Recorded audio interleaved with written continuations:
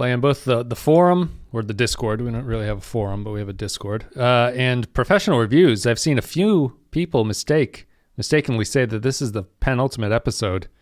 Maybe it's just because it's awesome to say penultimate, but the second to last episode of the season of Discovery. I had to confirm multiple times online that there are 2 episodes remaining. They are 2 separate weeks of episodes after this one. I was just curious about that. Why do you think that people mistake this one? Does this feel like a penultimate episode? Does Su'Kal feel like a penultimate episode? It kind of does, actually. Is it a 2-parter? Is it the final? It's not. They're 2 separate titles, 2 separate weeks. I mean, yeah, it does. It does feel like they're closing out on the season. I could see this being a second to last episode because they do solve the main mystery in this episode, not completely fully, I guess, but they reveal it for the most part. Yeah. People, I mean, is there a psychological underpinning to that? They're like, please, I wish this was the penultimate episode, but like not even a totally, like, I guess I could see this being the second to last just because I don't know why I need 2 more episodes. I was just going to say that the thought process might be, I don't know how they're going to get 2 more episodes out of what's left of their story. But. Yeah. All right, well, we'll break it down, and then maybe that'll shed some light. Maybe we'll talk ourselves into an understanding of why people are so anxious for the season of Discovery to be over. It's called Su'Kal. It's the next episode of Star Trek Discovery. We're going to take a break. We'll play a trailer from the episode. For some reason, CBS All Access does not allow me to video capture their screen. They're the only site that does that. When I record it, it's just black, and I can't figure out how they've done it. Well, I know why they've done it, but I can't figure out why they want to harm me or hurt me so bad. They've already given me Star Trek Discovery. So let's take a break. I'll play a trailer from the episode, which I can rip from YouTube, and then we will come back and break it down. Captain, the Kiev, there's a life sign. Someone is alive inside that ship. We need to set course for the Verubin Nebula. Hang on! Keep an eye on your radiation levels. We'll still need to be back in 4 hours. Whatever answers we find, I just hope they're enough. A ship approaching. She's got weapons locked. Ready to jump. No, we can't leave them. Su''Kal is the 11th episode of the 3rd season of Star Trek Discovery. Came out on Christmas Eve 2020. What a night to remember. Written by Anne Kofifi Saunders, directed by Norma Bailey. In-universe date is 3189. In this episode, Discovery ventures to the Verubin Nebula, where Burnham, Saru, and Culber make a shocking realization about the origin of the burn, as the rest of the crew faces an unexpected threat. I kind of disagree with all of that assessment. It's not really an unexpected threat. Well, maybe it's shocking. It's a realization anyway. But Burnham, Saru, and Culber definitely make it to the surface of this planet. Mm-hmm. I don't know. Where do you want to start with this one? Osira's back. Yeah. Tilly's in command. Burnham. Mm-hmm. Doug Jones is not wearing Saruvian makeup. They're in a holodeck. There's a lot we could open with this. I'll tell you how I opened watching the episode, which was they opened on everybody still having drinks, commiserating about the loss of Georgia. And right after the last episode, just take us right into some drinks. Yeah, it's like, let's keep doing this. It's, oh my God. She can't be dead if we just never say goodbye to that scene. Yeah, I don't know. That scene bummed me out. I will say, so I was very confused about the last 10 minutes of this episode. You've said that a couple times. You said that to me in text and on Discord. Yeah. So hopefully we can clear up exactly what's going on here. But overall, I thought this was one of the better episodes. It had a fairly Star Trek-y plot to it. I liked the idea of, I liked it because it's very similar to a thing that I actually pitched on the show not too long ago, which is an episode about someone who only knows the holodeck and has forgotten about the outside world, which is essentially what they did. Yep. We were talking about that. Were we talking about that in the context of an Enterprise episode? Yes. I think. Yeah. I think it was after Oasis with the Renee Auberjonois episode. We were wondering if there was ever a case of someone totally growing up within a holodeck, I guess. Yeah. Or if not growing up, at least spending so long in the holodeck that you don't realize that it's fake, which is not the case here because Su'Kal seems to know that there are programs, but there is definitely a blurring of reality and he doesn't know he knows the programs exist. He doesn't know that there's an outside world to the program. So he could theoretically think that his world is real, but these programs are just holograms that exist in his world. I think that's the case. Yeah, because he's afraid of that monster in a very real way and stuff like that. I thought this episode looked amazing. I thought that the special effects team deserves a round of applause for this one because they put out an amazingly detailed, creepy set with a really awesome looking monster, and it wasn't just all the money going towards different colored lasers shooting at a million different ships. I think the monster looks great. The monster's probably the most impressive thing that I've seen. That was like movie level special effects going on in this episode. It was great. Yeah. I think the one so the portrayal of this world within Su'Kal, who we haven't gotten to, but within Su'Kal's world, is his world chaotic like that because the program is collapsing? Why does it look that way? There seems to be from what I was kind of gleaning. I don't know if it's somehow connected to his own subconscious psyche, because that monster and the description of the monster and the way the monster is controlled seems to imply that there is a connection to his subconscious that's making it look like that. So he projects this universe. I would assume. I think so. That seems to be the case. The only issue I have, and I do think it looks great. I think the alien looks great. So my criticism of it is mostly whether or not it's conceptually the right thing to do. It looks very much like a Lemony Snicket's adventure world. It's like this fantasy sort of falling apart world where you walk, there's raging ocean beneath you as you walk down a narrow stone pathway to get to the castle that's at the end of the road. Oh, that specifically, I was like, oh, they've entered the video game level now. Yes. I think most of it looks like a video game. Yeah. And I was just, I find it, I assume what they're doing is what we're saying is that it's supposed to be a reflection of Su'Kal's shattered psyche at this point, where everything's very dark and scary to him. I was just wondering if I would kind of have preferred it to be more of a strange, unsettling world that it looks more realistic. Like it looks like a world where you could actually exist in, but there's something wrong with the programs. Like the programs are sort of intimidating or scary or something. It's just the change in style to Discovery. Well, Discovery wants that more fantastical looking, like magical adventure look to it. And I mean, they literally summarize this world as essentially being a fairy tale, right? Once they get to that Kelpian book there, and I don't have a problem with it, and I don't even really have a problem with it reflecting what Su'Kal is thinking. It's just I think that it looks great. It's just I think that what it does is it's fairly representative of the storytelling of Discovery in general, which is that it looks great, but I don't know why they've made this decision to do this, to look this way. It almost feels like it's a misallocation of resources in terms of like what the production is doing. But I did think it looked great, and if they had tied it more into Su'Kal makes it this way because it is that way, or it's the way that he feels, I think I would have been more up on it. But as it stands, I don't really have a problem with it. I do think it looks great, but it's a distraction, I think, from what the actual interesting aspect of Su'Kal and his storyline is. Yeah, they definitely. This episode seemed very Chris Nolan influenced to a point because it was like a little bit of Inception going on, and they show up and they see the remnants of Bane's prison from Dark Knight Rises. But all the complaints about the lack of production value in the episode on Book's home planet, clearly they just needed the time and money to go to this episode. Yeah.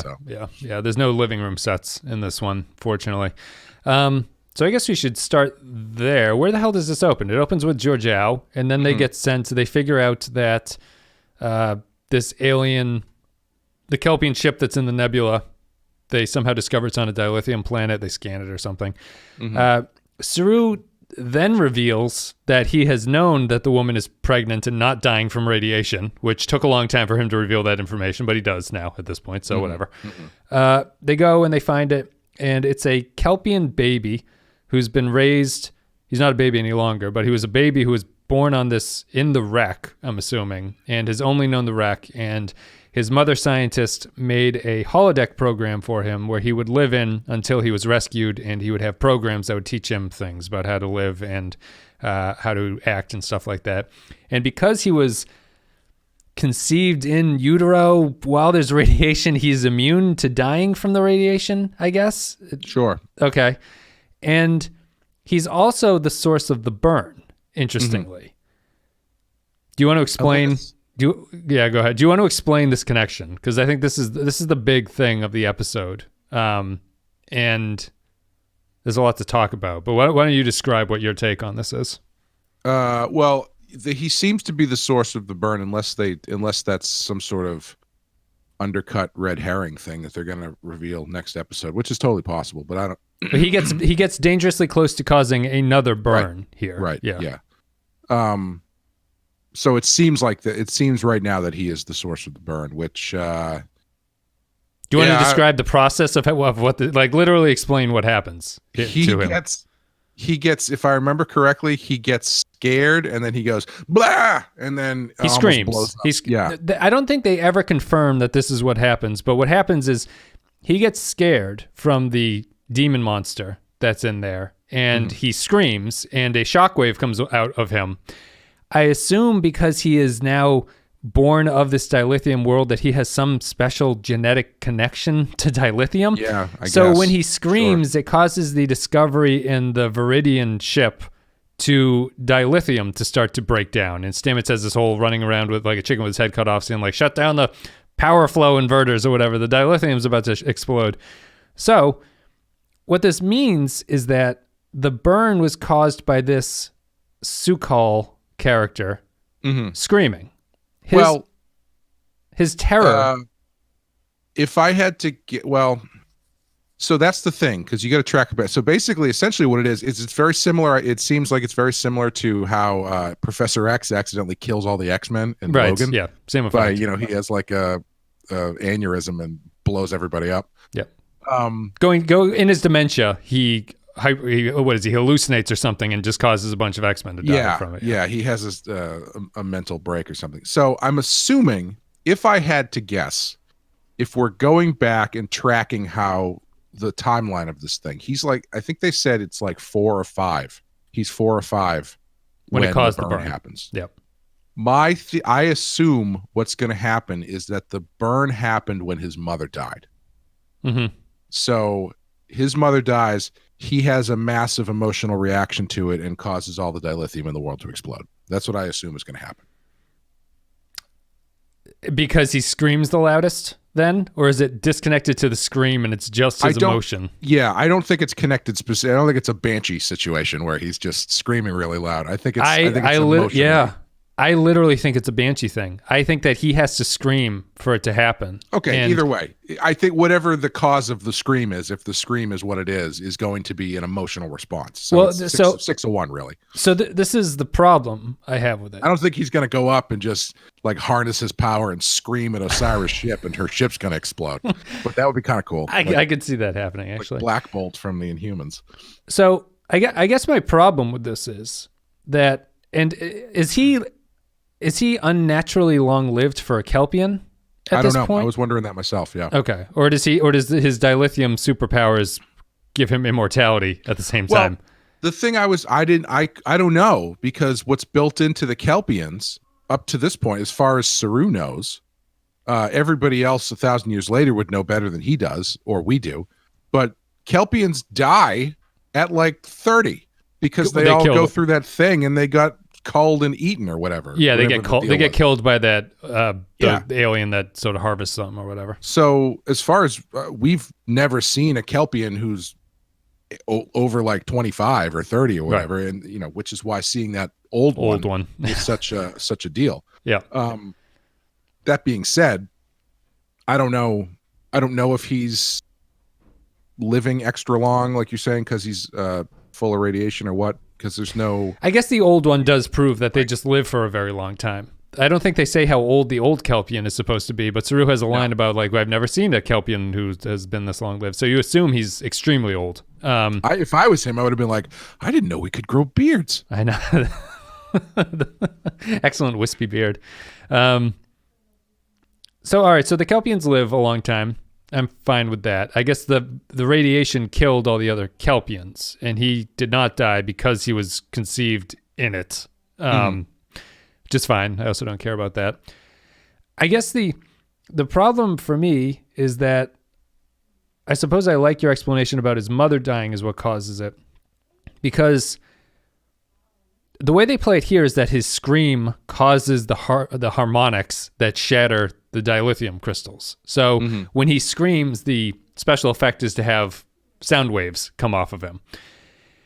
When that means since he was 4, he has not screamed in his terrifying environment again because they don't keep sensing this problem coming from this planet. Well, also, I mean, there's no ships around to be affected by it. That's true. I guess we don't see whether or not. Well,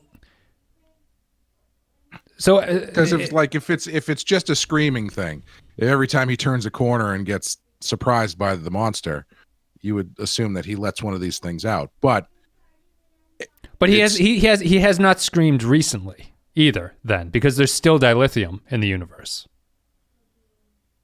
Yeah. Well. Okay. So he has not screamed. You'd have to make the point that his first scream that caused the burn was the loudest he has ever screamed. Yes. Right. Yes. That was I think that the idea is that was an unnatural scream that caused this thing to happen. I'm assuming. Let's say you're right, and it's just a scream-based response. Even if it is happening, no one's going to pick it up because there's no ships around, and no one even knew this shit was here until Discovery decided to do very minimal detective research to find it. Has this show ever made the point that the dilithium wouldn't they have been able to pin this by they realized the fact that the dilithium that was farther away from the epicenter of the scream is fine? Doesn't that have to be the way that the universe exists at this point? Yeah, you would think so. I don't think this is a very good explanation. Right, I guess that's the point. I'm hammering out the technical aspect of this because I guess I don't have a problem with the technical aspects outside of the fact that it's not clear. Technical. I think you're being too technical for the show because what we know about the show is that they don't go on science; they go on faith and feeling. Right. So I don't think it's a matter of it technically being how far the distance of the sound wave of his literal scream goes. Right. I think it's going to be more of a personal thing. Personal thing. Yeah. And I think that's this is like, I'm actually kind of amazed how clarifying the solution of the burn has been to a problem of Discovery, which is that Discovery loves epic storylines that are galactically influential, that cause like huge problems across the universe, right? Like they've had the Red Angel, they have Control, which is going to destroy all sentient life. They have the burn, which has affected huge parts of the galaxy. But what they're really interested in is personal trauma. So they conflate personal trauma, one person's personal trauma, with a universe-shattering output from it. And what you end up with is you have these huge plot lines that deal with the universe at large. And when you get to the solution, you go, this is very small and strange. What a strange connection that such a person crying has caused all of this trauma. And it's not, even if it is interesting on a small level, personal, like Su'Kal, I'm interested in what Su'Kal has gone through. When I try to extrapolate it out to the larger universe, I go, this is kind of silly. You know, like this is just a silly connection that they've made here.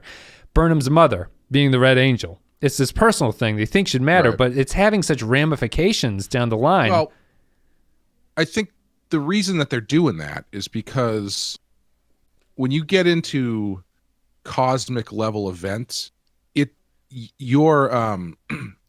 very difficult to care about them. Like the stakes they level off very quickly when you start escalating them into galactic and cosmic level events and stuff like that. Like there's once you start talking about destructions of planets and galaxies and shit, it's like, oh, okay, sure, this is going to be special effects and stuff, but why do I give a shit?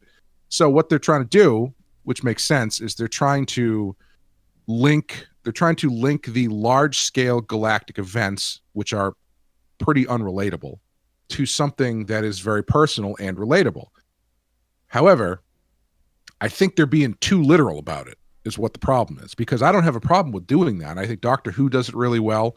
I think the reason the Marvel movies work when they keep expanding the world out is because they are rooted in character work and rooted in character change and struggle and stuff like that.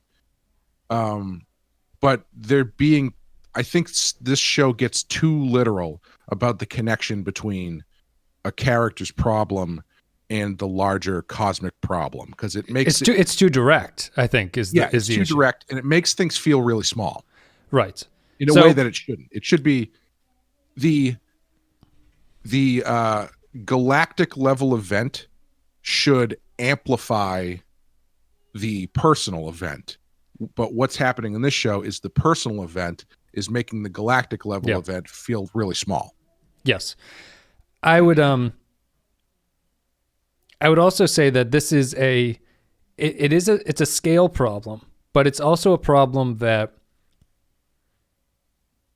minimizes what the show should have been interested in here. So if you do a galactic level event where the burn happens, stepping it down one notch, to me, the intermediary step that's been missing, that we've always said has been missing, has been how has this affected the universe at large? Like, what has this caused? From that point, you have our characters underneath that level of story, which are how do Burnham, Saru, and the crew interact with the new Federation that exists in this new world that's happened here.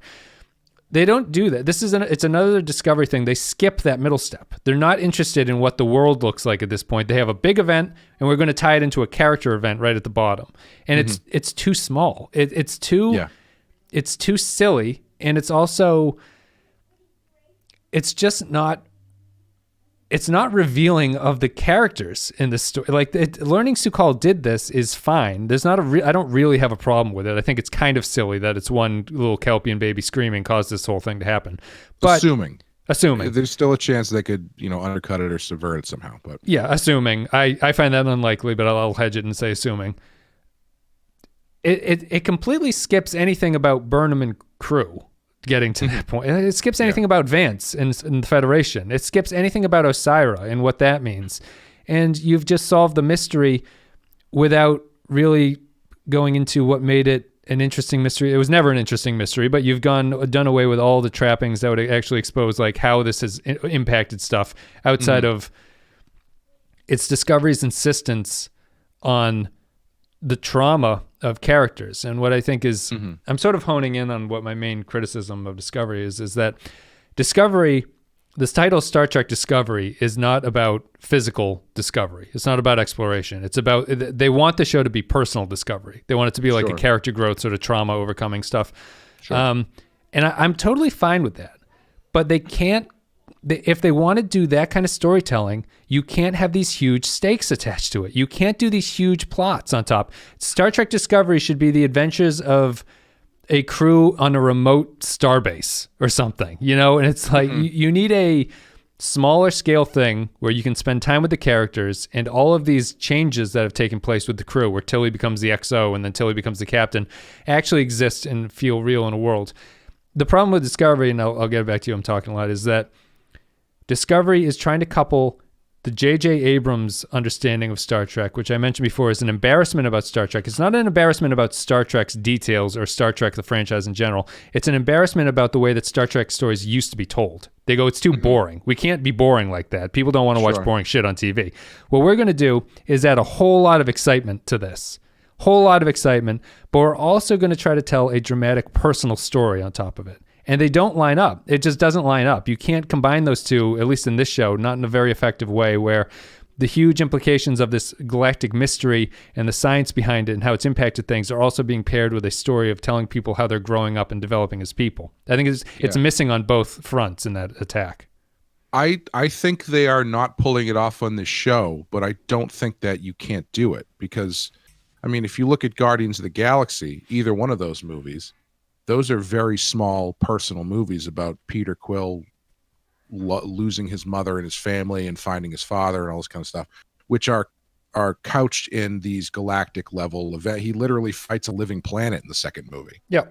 But the story itself is about him coming to terms with his father and his past and all that kind of stuff. The galactic thing, I would say, is a MacGuffin in that case, though. It's the driver of action. Right. I think Discovery's priority is that they misplace the priority. They want to show us the results of the personal, but all they're interested in telling us about is the big mystery. Yeah. I think it's Discovery is too jumbled in that they don't really know what they want to show us, I think is the problem. Because, I'm thinking back on this season, and if my theory is correct about what caused the burn, it being related to the kid's mother dying or whatever, clearly the theme of this season seems to be loss of family and loss of family figures and stuff like that. Because that seemed like, as I was watching this episode, I was like, didn't they already do this episode where they go onto the holodeck ship with the what the hell's the name of that species? The Barzans? Barzans, yeah, the Barzans. And Non leaves the seed ship, yeah. Black metal band from the Senate. I forget their name. Who goes to jail for murdering other black metal artists. Yeah. When they go to the seed ship, it's kind of the same idea as this story, more or less, where it's like, oh, there's a holodeck thing that's being relived, and then somebody stays behind, and blah, blah, blah, blah. And all of the big story elements are about losing people and losing family. I mean, they're jumping into the future. They've left everybody that they love behind. They've lost their family. First 4 episodes, we had lost the Federation. Then we found it again, so it wasn't gone. But you've lost the institutions as well, yeah. Yeah, Michael thought she lost the Discovery, which is her family. The seed ship is about losing and then discovering family. She loses Georgiou, who is a mother figure, at least on paper. And Saru discovers it. It's a Kelpie. Georgiou had that strange flashback where she lost her friend who died, and then we never learned one.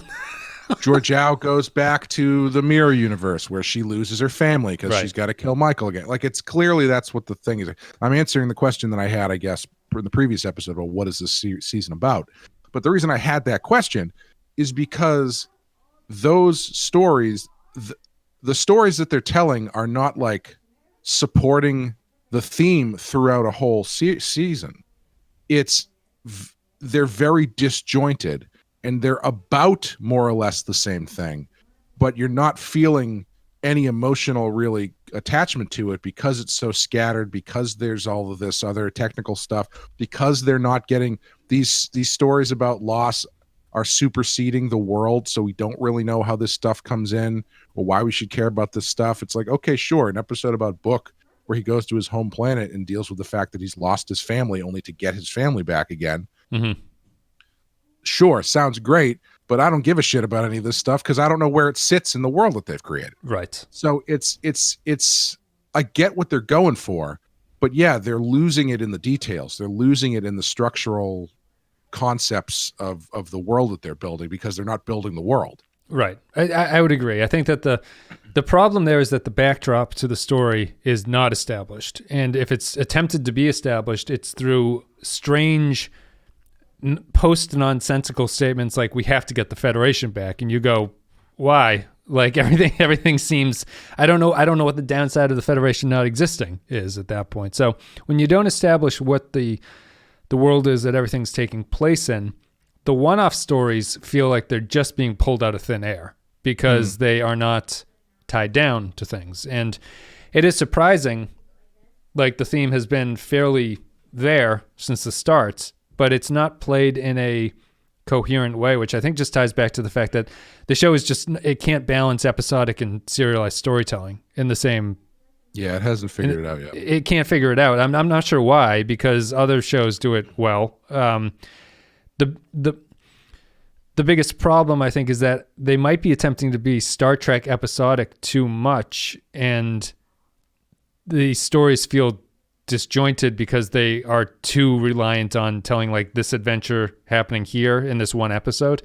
Mm-hmm. They need to figure that out if they're going to do anything.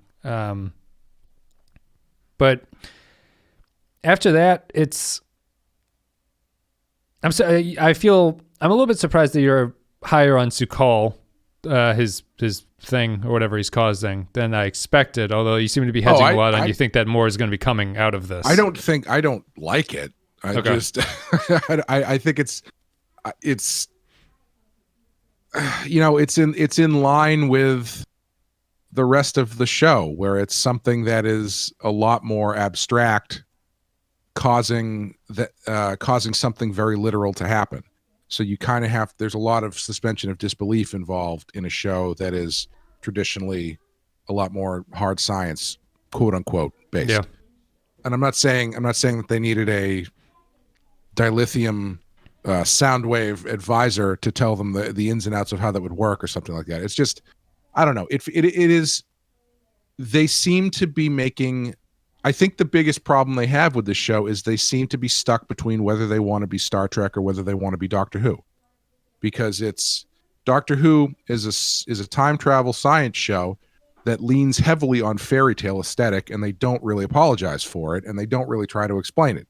A lot of the explanations for stuff is the Doctor going like, I don't know, why not? Mm-hmm. And it works totally fine. But in this show, it has such a pedigree to it that I don't think you can really do that, or at least if you're going to do that, you have to go all the way with it, and I don't think that they're doing that. Mm-hmm. Yeah. There's a lot, I think there's a lot of bad writing, unsurprisingly, in this episode that is fairly laughable when you look at it, and I think leads to the disjointed nature of what's going on. Saru's interest in the Kelpian child is too strong for me, to the point where he's risking discovery because he's like, I have to see who's down there. The Kelpians still exist in this universe. Mm-hmm. He could go and visit Kaminar and see what the Kelpians are up to and see what they've discovered. They almost do, because Osiris hanging out over there just trying to taunt them to come over. Shows up. Yeah. So while I understand Saru in season 1 in the first half of season 2 being very interested in the Kelpian child. Mm-hmm. Saru's gone through his narrative character palette switch, which is that his things fell off, and now he's not afraid, and now he's a competent captain. Mm-hmm. He no longer makes sense to make that decision to me. Burnham then makes the wonderfully hypocritical statement, Saru is too emotional, and we can't trust anything that he's going to do. So I need to prepare a mutiny again to make sure that... Man, she... after Georgia was like, you should probably be captain, she didn't waste a second, did she? coming up with reasons to little finger her way into the captain's chair. It's just, does Burnham not remember what she talked about with people literally the episode before? Her in books like, listen, Michael, you're kind of, your Messiah complex. You really think you got to take everything under your hand. She's like, I know, Puck. It's a real problem I got to deal with. Anyway, let's go mutiny against Saru because he's being a real problem, and I'm right about what's actually going on. Yeah, it's amazing to me that they call that out, and then they just don't try to subvert her at all or subvert the fact. Like, why be so meta and then just be like, yep, that's just how it is. That's just what she is. It's a character flaw that's not a flaw. It's just a character trait that happens. And the other aspect of it is Tilly gets promoted here. Not promoted. She takes command of the Discovery. Mm-hmm. Really, I mean, on a technical level, like a Ludo narrative or whatever, it's you do realize so this is the first time she's ever taken command, and I was just thinking back, like, yeah, I guess you do want to give like your lieutenant the ability to sit there during times of no stress, just so that he has a sense of what's supposed to be going on. Right. And a very Rick Berman.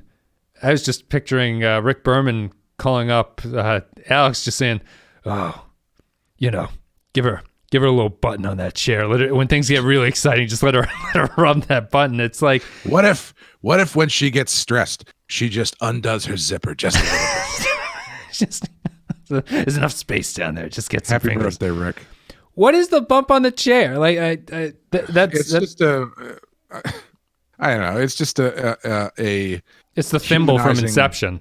It's just a humanizing worry stone type thing. That's all. But anyway, Tilly takes command. Just got me thinking about like, yeah, she's never done this. It's just she got the job. It just made her getting the job seem more absurd. It's like she's never really done anything that gave her experience to do this. I have to say, Saru, the decisions Saru has made regarding Tilly being as he has been captain remind me of, I was working at a elementary school one summer, but in college, where I was a janitor there, and the elementary school had gone under some staffing changes, and they had a new principal, and this was a guy that I knew because I remembered him. He was the music teacher at my elementary school when I was in elementary school, and he was now the principal of this school. And this was a school that had been, it wasn't like a top tier school. They had their thing that they did and had not changed for like 40 years. So he came in and he decided that he wanted to make all these decisions because he was the principal now. And so he's going through all this stuff and opening up all these things. There's nobody here to tell him what these things are. He's just going through and making these executive decisions. And he goes into this one room and he finds a laptop, and he's like, I'm going to put this laptop in the teacher's lounge because I think the teacher's lounge needs a laptop because I'm the principal. So he put the laptop in the teacher's lounge. Remember, this is the summer. There's nobody there, but there's people working on the school. So all of the doors are open. I leave for the day, and I get a phone call from my boss maybe 25 minutes after I get home. She's in tears because somebody stole the laptop. And he blamed her, and he's now having this like meltdown because it turns out that the laptop had all this data on it that the secretarial staff needed from these like classes they had done in this shit. Sure. His porn folder was on the laptop. Yeah. And it just reminds me of that, where it's like this guy who's probably in over his head is making these very official type decisions and not really recognizing what exactly he's doing. There's no experience. The experience to understand why this isn't. I mean, in the case of the principal, it's like you don't put a laptop in an open room when you got a bunch of people working on the building. Someone's gonna steal it. Principals typically understand the nature of people, even if they're not children. Just what goes on when no one's around to watch other things that happen. Yeah, but it's like it's that kind of thing where it's like I understand story wise, putting Tilly in a position of command makes some level of story sense, but I don't know. It's just so strange to me. And like I had a problem with acting Captain Tilly the first time I watched this, and then it's just preposterous. Where it's like she was barely an ensign. Sorry, is that before this episode, or you mean the events of the first time I watched this episode when she becomes acting captain? I was like, oh, you got to be kidding me. But then I was thinking about it, and is this different, or is it the same thing as the way that they put Kirk in the captain's chair in the first Kelvin movie? Because it's essentially the same thing, right? Kirk is a cadet who ends up on the Enterprise. The captain gets compromised, and then he basically like backflips his way into command of the Enterprise. Yep. People don't seem to have a problem with that, so maybe we shouldn't have a problem with acting Captain Tilly. Is I guess what I'm getting at. I probably don't, because I don't take the Kelvin movies particularly seriously. I think that they're just designed to be different. So in the movie Blockbuster sense, Kirk just leaping over the console and saying, I'm in charge now. Go, okay, that's fine. However, it's also based on what you know about the character of Kirk. That's a believable decision that you'd be like, I can see positives coming out of what he's decided to do, that he's kind of a hothead who wants to do this. Tilly is a nervous Nelly who's being forced into the position to do it by Saru. Right. And honestly, it's the person with no experience being pushed into it that you think everyone else would have a problem. Be like, what the hell? Like, I can understand the Kelvin universe people being like, Jim Kirk, yeah, he's a real up and comer. I can definitely see this guy doing something crazy. Even in the Kelvin movies, people aren't thrilled about it. I mean, Spock's off into an ice planet. Yeah, I think that's the difference. And what I really hate about the Tilly stuff is knowing smiles all around when she takes the chair. Knowing smiles all around, and there's a further point to that. What I really hate about the Tilly thing is that after they're going through the hologram Su'Kal program, which I actually liked and thought was good, they immediately hit a brick wall with the Osira and Tilly showdown, which is probably the second most embarrassing scene this season after the Detmer's "I fly the ship and no one cares" monologue. Her and Osira, who is a terrible actress in this role. I don't know what about her in general, but this Osira character is pathetic. Her and Osira. Better or worse than Talia? What the hell was the Romulan from Picard? Oh, Narek and... no, it's an N, isn't Narissa. it? Narissa. Narissa explains it all. She sure did in that show. Narissa's a better portrayal of whatever that role was supposed to be. She's a better actress, I think, than this woman who is just... Anyway, her and Tilly square off in what I imagine two 13-year-old girls arguing on Snapchat is about, where Osira's like, I don't think you're up to, and she's like, I know you are, but what am I? And then the camera cuts to everyone on Discovery going, That's they basically cut to that meme of the kids going like, oh. That's right, the black kid falling over and just looping over and over again. That's basically what it is. And we've been talking on the Discord too about like who the writers of the show are and like what they're sort of drawing from. It just comes to me, it's like a Psych 101. I learned about the word projection, and I'm going to put it in a script right now.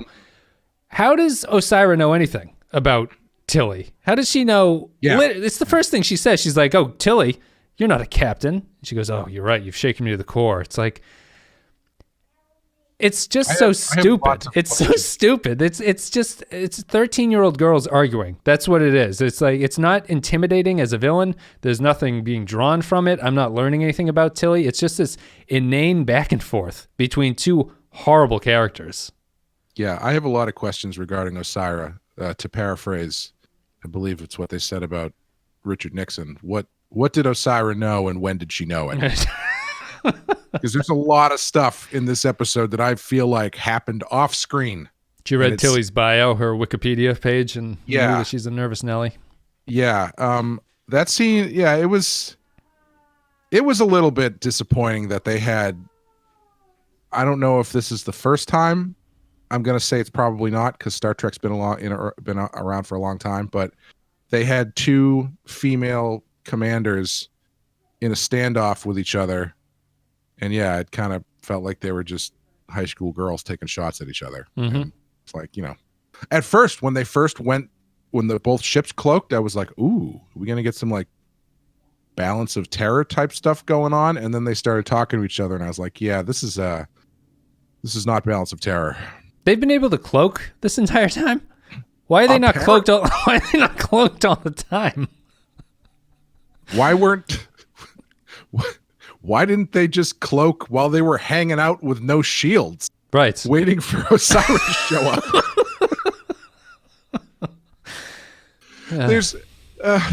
But why does it even cloak? What does cloaking accomplish in this episode? Does it do anything? Well, I think it's just so Osira. Well, the thing is, they cloak, but they don't move. Right. The two ships show up, and then they both disappear, and then when they reappear, they're in the exact same place. It's like playing it's hide and seek with my kids, where I find them and then they hide immediately in the same spot right afterwards. Yeah. Like my thought was like, why don't you fly to the other side of the planet or something? So you're not into. Why cloak and then just not move? Yeah. What's the point? Just hang out. I don't think they saw us. That's really it. I think the Discovery writers are.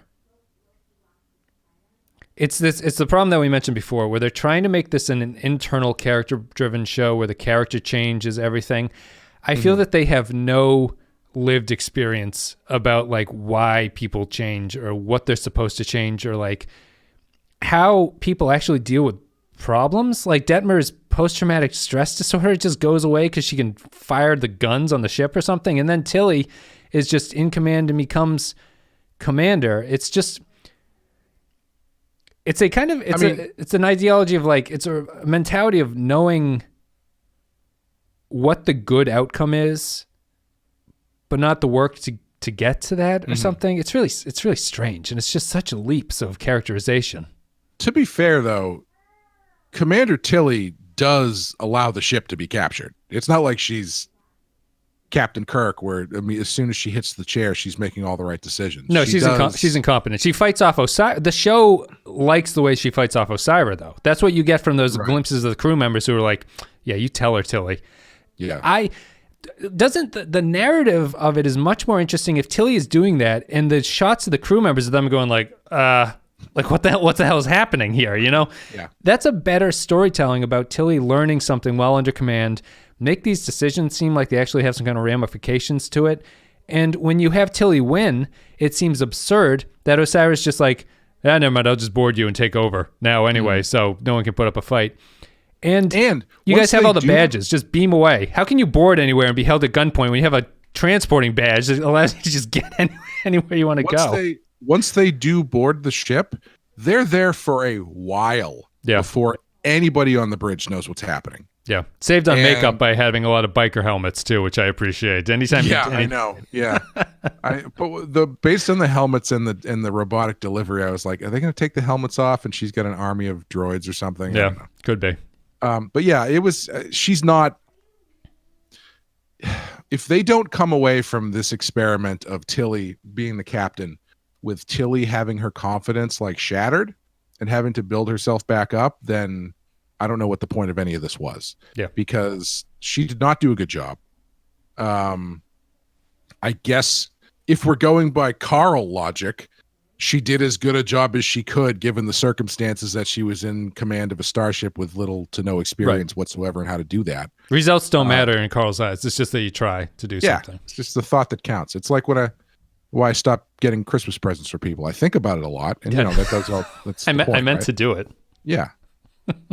But before we round out, I do have questions that I would like to talk out. Sure. About the last 10 minutes of this show. Circling back to the Osira stuff. When does she find out that they have a spore drive? Does she know what that is? I don't know if anybody outside of the Federation even knows what a spore drive is. Because it's been right. So what the knowledge of whether or not Discovery's spore drive has spread to other places, and how did she learn about it? Because she doesn't know about it, because she knows that they need stamets to operate it. Yeah, she seemingly knows how it works. Yeah. So either they've got someone on the inside, which probably not, unless we get the Admiral Vance turn and it turns out he's been feeding her info or something. But right. How does Osira know about the spore drive? Aside from the fact that last episode, Vance was like, hey, by the way, watch out, you guys got a spore drive and she's got no dilithium. So that could be a plot point coming up. They have. Do you really expect that kind of a turn there? Or like a Vance switch potentially? No, I don't seriously think that. I'm just trying to rationalize how these dots that seem to be important to the story they're telling this season are being connected completely off screen. Mm-hmm. I mean, I was like, how did she find them? And Book helpfully drops in, there are transwarp conduits that people have been using to get around. He says it's a bad idea for some reason. I don't really understand why. She seems to be fine. Yeah. Another reason why I'm not sure why the burn's such a big deal. Right. It's that people can just wormhole around everywhere. Which is, I don't know. It's like if all the gasoline blew up tomorrow and they're like, we can't drive anywhere. And like, well, we still got electric buses and stuff. So it's right. Like, still take the train. Still a full tank of gas in my F-150. Just hop in there and drive over. I don't know why Osira knows those things. I don't know when she learned it. I hope they don't do some kind of flip where she has been informed by Starfleet that this is the case, because all that does, in my opinion, is just weakens the already tenuous no grip on what this show considers storytelling in the first place, where things that should be built upon and would cause layered conflict in previous episodes are just brought up in one episode, and you deal with it at that point. That's why this bugs me so much, is because they are playing out the final steps of a story they should have been building the entire season. As I've been saying, the fact that nobody gives a shit that Discovery can do what it does in this world where dilithium doesn't exist is blowing my mind. But we're coming up to the end, so I guess we should probably do the last act of that story without doing the first 2 acts of that story. And when Stamets is grabbed and forced to put on his little psychic headband or whatever, I thought it was a genuinely affecting moment, because it's like, oh, Stamets is like, if Stamets is compromised, this is extremely dangerous to Discovery. I was just like, why didn't this happen in the 3rd episode? And Discovery's hijacked for a while from them. And at that, when you have a crew being held hostage and Stamets is not operating under his own power and stuff, it's like, oh, there's a lot of stuff you can do with that. There's a lot of like intrigue about the crew not having Discovery, or if they're being held prisoner aboard Discovery while the Osiris group are doing whatever they want to do with it, and they're helpless to stop them. No, it just comes in, as you say, in the 3rd act. It's like, well, we got to finish the story. And hey, guys, remember 3 episodes ago when you're like, hey, that super intelligent planet we downloaded has actually been helping us do stuff on the ship. Where the fuck was that guy? Yeah. He just lets them jump out of there with Osiris' ship. They've established that this thing is built into the computer now and is actively making decisions and helping things happen. Shut the ship down. Yeah. Yep. Anyway, so that's a big question I have. Secondly, I'm trying to parse out exactly how this works at the end. So Adira has a plan, quote unquote, where she takes Jet Reno's badge and sneaks onto Book's ship, and her entire plan, this is the plan that she came up with on Discovery, was to take anti-radiation drugs and beam them down to the people on the planet so they don't die while waiting for Discovery to come back, correct? Discovery to come back from where? Discovery was going to jump away because Osiris was there. The Osiris, okay. They you're remembering way more than I do, actually. Well, I watched it twice because I was really trying to parse this out. Okay.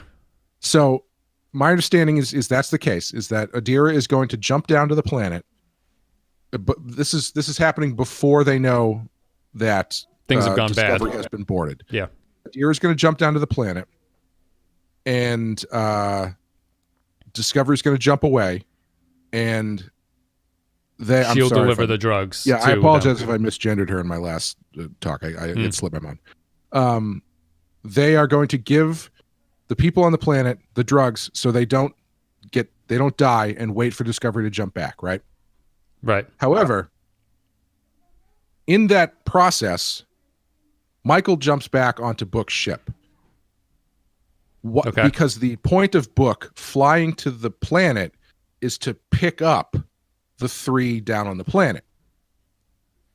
There's no way Adira would know that anybody is staying down on the planet, because the point of Book leaving was to pick them up. Okay. So I don't know what her plan is. Right. Because there's no reason she would know that anybody's going to be remaining on the planet. Right. And that seems to be like a driving point into this next episode. The only thing I can think of is it's just an excuse to get Adira down the planet so they can commiserate with Saru and Sakal somehow play into the resolution. Gray will tie into it. But as far as I know, if I'm understanding what's going on here, that makes 0 sense. I only watched it once. And if I'm wrong, please someone let me know, because as I've digested it, that seems to be what's going on.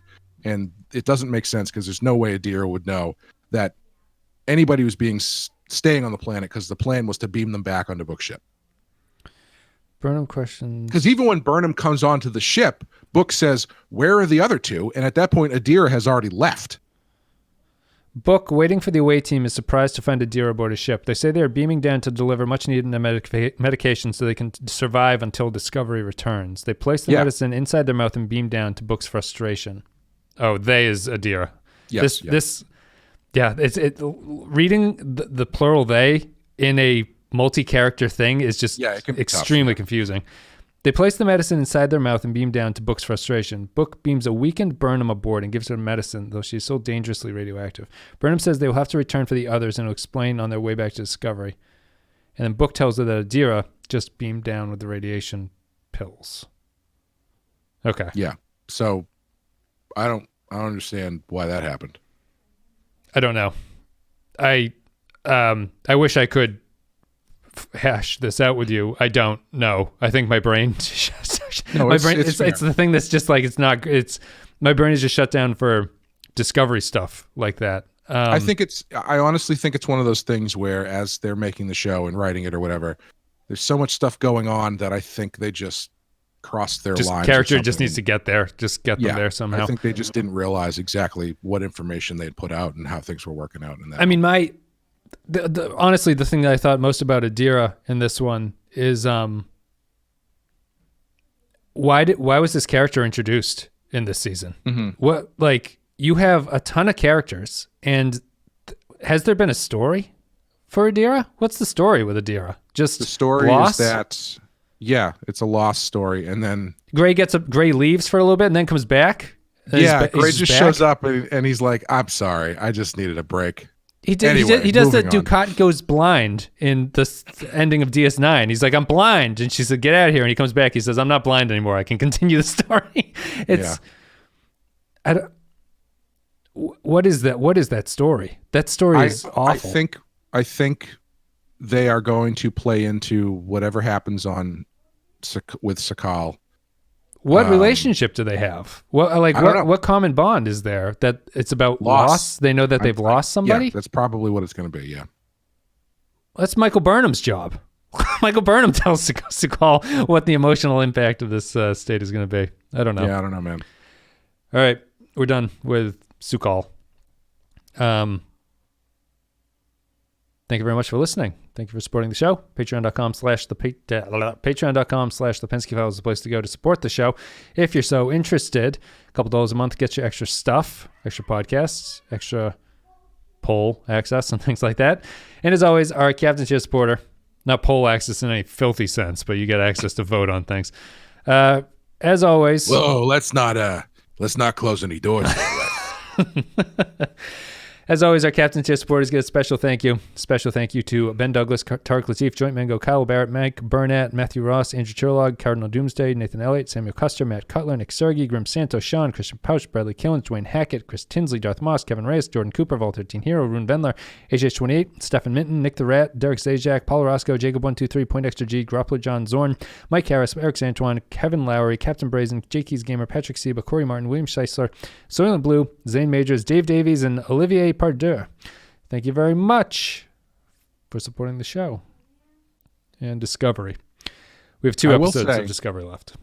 I will say, though, in summation, I did enjoy this one more than most of a lot of the other episodes of the season. I thought it was, I thought the Sakal stuff and the holodeck stuff was fairly engaging. Yeah, I like the Sakal holodeck stuff. Yeah, I thought that was good. The stuff happening outside on the Discovery, I did not think was particularly good. It's even the stuff that's happening in there. I'm still like, whenever Culber comes in and explains, it's like, are you just making this up, dude? And like everyone believes you. Like he's like, hey, in utero triggering, whatever, and everyone goes, yeah, that definitely happened. So it's so unscientific. That's what this Psychology 101 thing is with Tilly. It's like, I know you guys like the word trigger. I know that like trigger is something that's very big and you want to insert it into the script here, but it's like, how is an embryo, like, why use that word basically? If you're saying the embryo was impacted or something,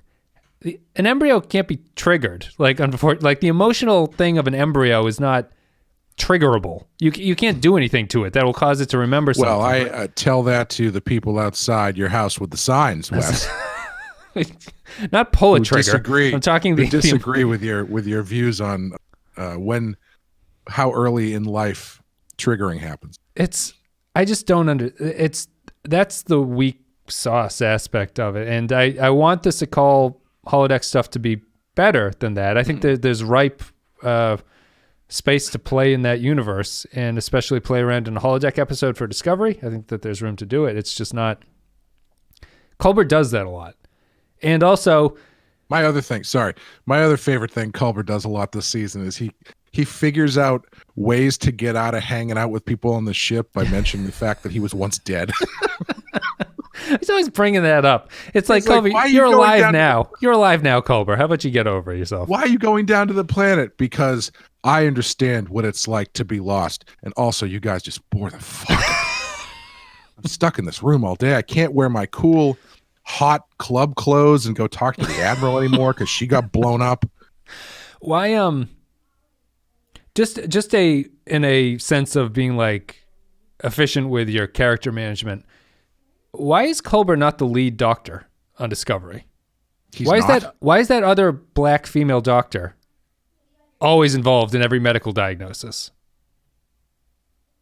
Is she? She was in this one where Burnham's holding Book's giant cat. But every time there's a science medical thing to be explained, they bring that character in. And I don't even know if Culber is the chief medical officer on this ship. And at that point, I'm like, why not? Why not have Culber deliver those scenes for people?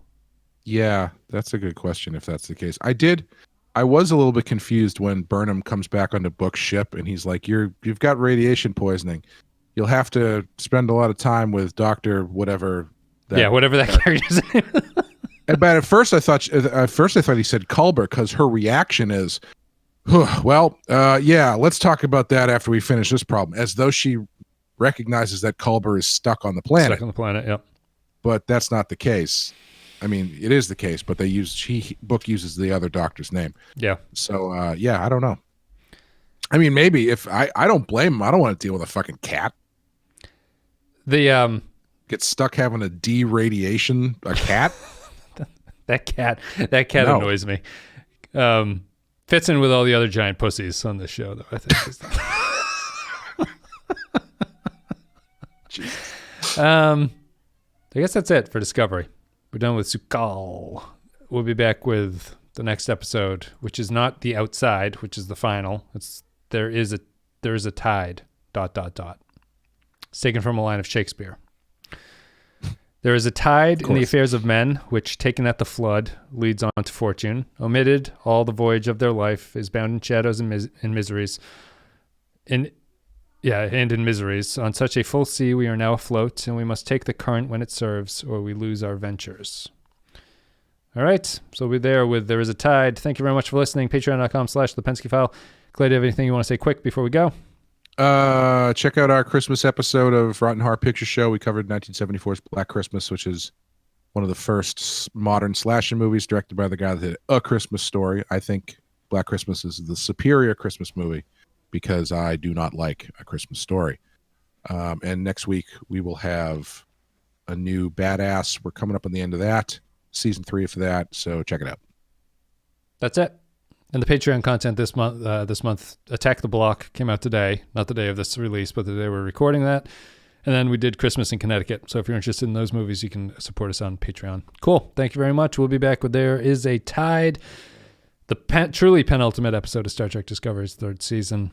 Let us know what you thought about this one. See ya.